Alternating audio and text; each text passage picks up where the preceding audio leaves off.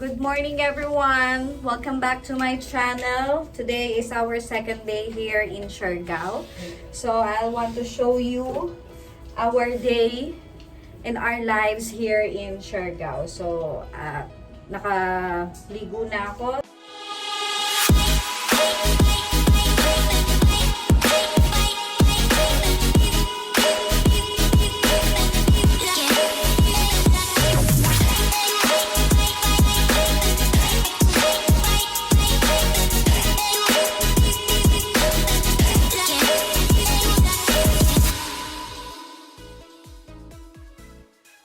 And of course, kahit sobrang lakas ng ulan dito ngayon, kailangan namin mag-start ng work. Kailangan namin suungin ang bagyo. Mukha kasi siyang may bagyo. Kasi kaninang madaling araw, ang lakas ng ulan na parang bumabagyo, tapos brown out. So, kinabahan na ako baka the whole day brown out. Wala pa naman kaming wifi dito sa room. Actually, ang ganda sa photo or sa video nitong room namin, pero hindi siya, I don't know, siguro marami lang ako napuntahan or na hotels na talagang magaganda talaga. So, this one, not really satisfied kasi nga ang hina ng tubig dito sa shower room. Sobrang ang tagal mong magsha-shower kasi medyo mahina yung tubig nila. Maybe hindi pa kasi talaga sila ready to accept yung mga guests nila, and hindi sila sure kung dadating kami yesterday kasi marami silang emails na hindi pala nasagot ng aming nang nag-book sa amin. So, yun, hindi nila in-expect na dadating kami. So, today, whatever happens is sisimulan namin ang araw namin. Pupuntahan namin mga meetings namin today. Kaya, after taking a bath, magtututbrush muna ako.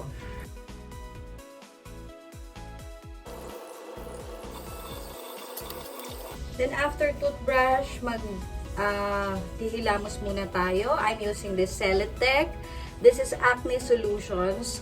I don't have acne pero sobrang sensitive ng skin ko, especially lagi ako nagpupuyat dahil sa work, and syempre kapag wala ka naman sa sarili mong bahay, talagang minsan hindi ka makatulog or sobrang aga mong magising. Kasi ako kanina 3 AM gising na ako because of power interruption.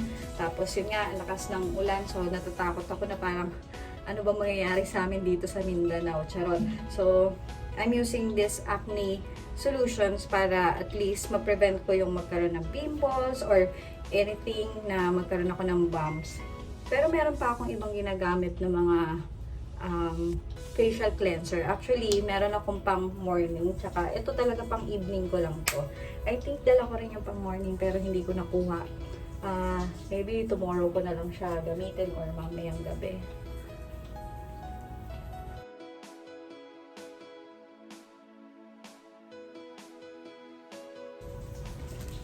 After kong maghilamos, punasan ko muna yung aking face using facial tissue. Actually, hindi ako nagagamit ng towel sa pagpupunas ng mukha kasi feeling ko maraming bakterya yung mga towel kasi pinupunas natin yan sa ating katawan, sa ating buhok. So, baka marami siya na-absorb na bakterya. So, I'm using facial tissue pag nagtutuyo ako ng face. Para at least alam ko malinis talaga yung ginamit ko sa face ko. Dahil nga, naghilamos ako para malinisan yung face ko. So, syempre, dapat malinis talaga. Ayan. Tapos yung tira dito sa mga braso natin, syempre na tuluan din to ng mga tubig. Nasa natin yan. So, until now, yung pasa ko sa Boracay, nandito pa rin siya. Hindi pa rin siya natatanggal. And siguro naman, hindi naman kami masyadong magpupuyat sa mga meetings namin dito. Hopefully, kasi ilang araw kami dito, 5 days. So, kailangan namin ng energy. So, i-reserve namin yung mga energy namin. Before we start our makeup, I want to show you my skincare na ginagamit ko pag nagta-travel. So first of all, we need to use moisturizer. Of course, Clinique tayo. Gel moisturizer ng Clinique. Yan. And then, after natin mag-moisturizer, kailangan lagi tayong merong sunblock. Mababa yung stand ko, pasensya na. Parang bumababa din ako. So, SPF 50. Kahit maulan ngayon, kailangan naka-ready tayo. Lagi tayo naka-sunblock to protect our skin from aging. And then, lastly, we're using this Celetec BB Cream. Actually, ang ganda ng product ng Celetec. Sa lahat ng nagamit ko dito sa Philippines na local brand, yung Celetec is actually hindi pala siya local kasi manufactured in Thailand. Ayan. And you know naman sa Thailand talaga, they are perfecting when it comes to skin sa skin, talagang inaayos nila yan kasi nga yung mga ginamit natin before na mga powder, when it comes to Thailand, talagang maiitapat mo siya sa MAC, yung kanilang mga powder. Talagang kung ayaw mong gumagalaw ang makeup mo, gumamit ka ng powder coming from Thailand. Pero syempre, bihira lang akong gumagamit nun kasi hiyang na ako sa mga ginagamit ko. For my clients lang. So, start tayo kay moisturizer. Kung naglalagay ka ng moisturizer, dapat enough lang. Hindi masyadong marami. Kasi, konti lang naman ang ina-absorb ng skin natin. So, konting-konti lang yung ilalagay mo. Enough lang para ma-absorb ng lahat ng skin mo. Yan. Yan lang. And then, this one, si Clinique, sobrang, nakaka-prevent siya ng pagiging oily. So, asahan mo, hindi ka mag-o-oily buong maghapon kahit nasa ilalim ka ng araw. Tsaka super bilis i-absorb ng skin dahil gel type siya. So, after ko nitong moisturizer, magsa-sunblock na tayo. So, alam niyo naman yung brand ko, Misha. This time, because wala nga akong favorite brand of sunblock. So, ganun din. Ito, gel-based din. Kaya ang bilis absorb ng skin. Hindi siya may leg care. So, madali siyang, ayan. So, makikita nyo naman, no? Diba? Hindi malagkit yung itsura ng mukha ko. Kasi nga, na-absorb. Mas nagiging glowing pa nga siya. So, ayan. Bumababa na naman yung stand ko. Kaya parang hinahabol ko rin yung stand ko. So, after that, i-akit ulit natin tong stand ko. Ano ba yan? After that, maglalagay na tayo ng moisturizer. So, ito, ganito konti lang yung ilalagay mo para naman hindi sobrang kapal. Kailangan magmukha lang natural palagi ang makeup mo. Ayan. Pag sobrang dami kasi, ang tendency na magbubuo-buo yung BB cream mo. So, kailangan sobrang babantayan mo yung paglalagay mo, konti lang talaga.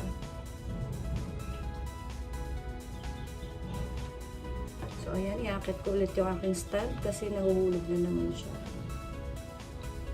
Ang dami nga nitong nalagay ko.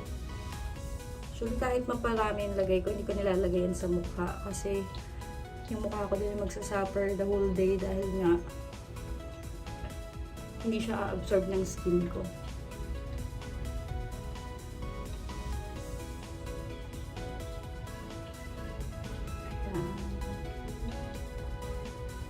So, yung natira na BB cream, ilalagay ko na lang dito sa aking mga pasa para hindi masyadong halata.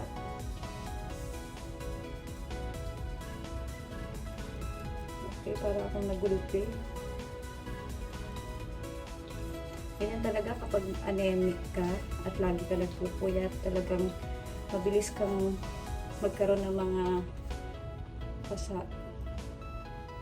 After natin maglagay ng skincare, hindi muna tayo magme-makeup. Unahin ko muna tong hair ko kasi medyo kailangan din ng preparation for my hair dahil nga Digi-perm tayo, and pag natuyo kasi ito, hindi na masyadong magandang ayusin.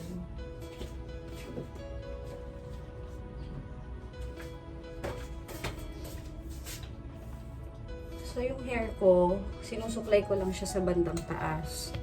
Kasi hindi naman kulot itong part na to. So ayan, dito ko lang sila sinusuklay.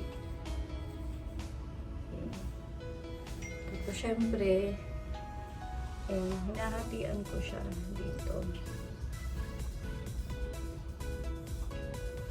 Okay, and then after nyan, saka ko siya susuklayin ng kamay.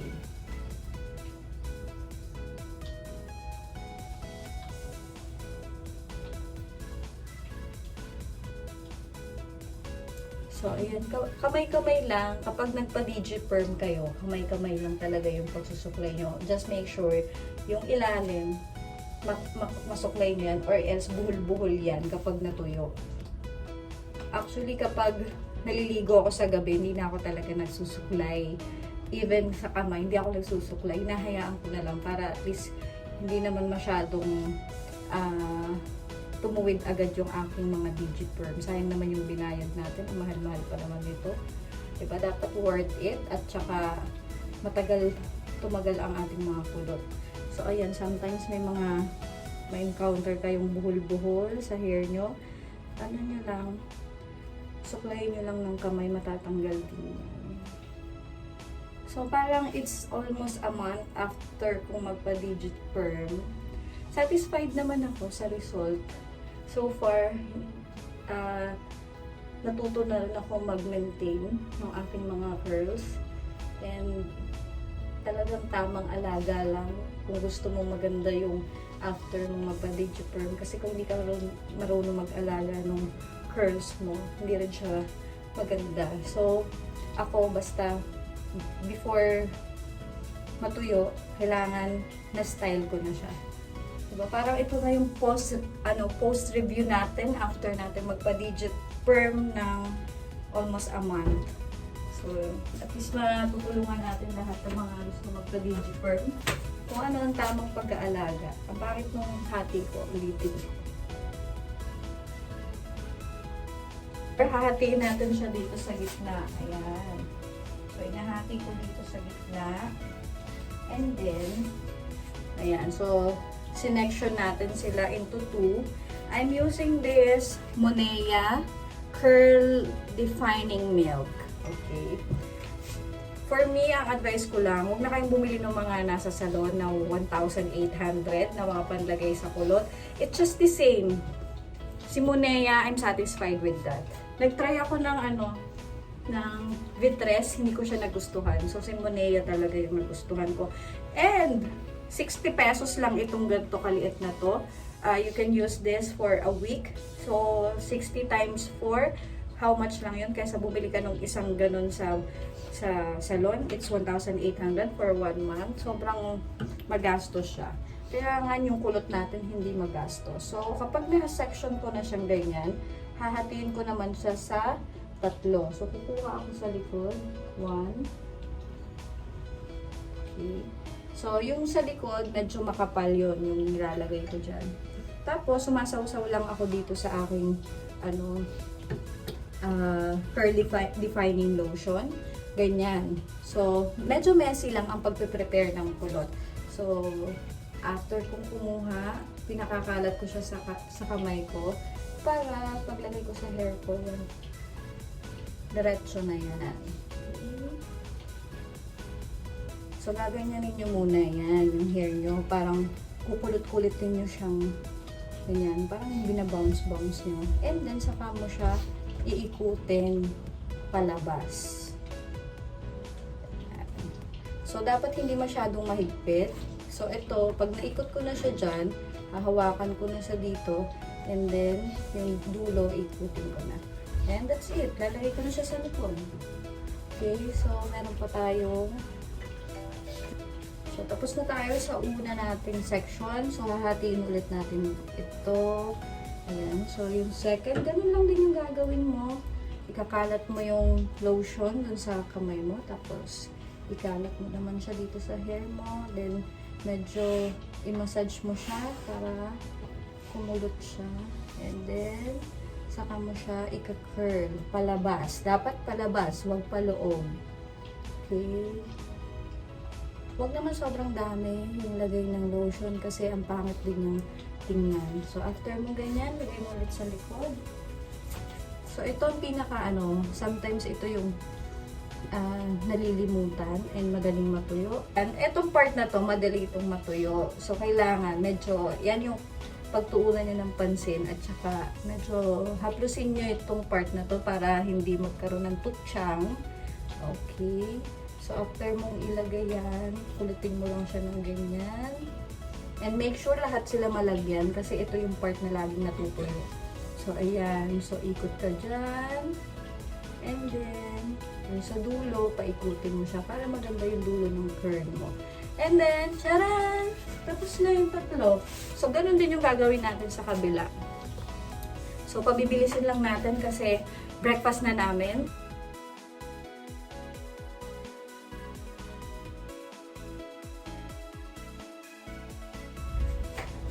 So, ito, natapos na tayo sa ating hair. Hahayaan lang natin nakaganyan hanggang matuyo siya. So, make sure ilalagay nyo dito sa harap habang pinapatuyo nyo yan. Siguro mga 1 to 2 hours, okay na yan. Parang na-bake nyo na yung hair nyo. But for the meantime, hindi muna tayo mag-makeup kasi naghihintay na yung ating mga ka-breakfast, mga ka-berks. Dahil nakakain na yung breakfast namin, lumamig na dahil malamig ang panahon. So, we will continue it later. Na kami sa labas ng aming villa. May dala ulit akong airborne. Ayan, airborne Australia or USA. Sana mag-sponsor naman kayo. Yan ang gamit namin para lumakas ang immune system. Dito kami magbe-breakfast. Ayan, nandito na ang aming mga ka-berks, ka-breakfast. Ready na sila. Good morning, Jaika. Oy, ready na si Jaika. Yay, may sabi. Ayan. Good morning. Ayan. Ito yung kanilang restaurant dito sa Harada.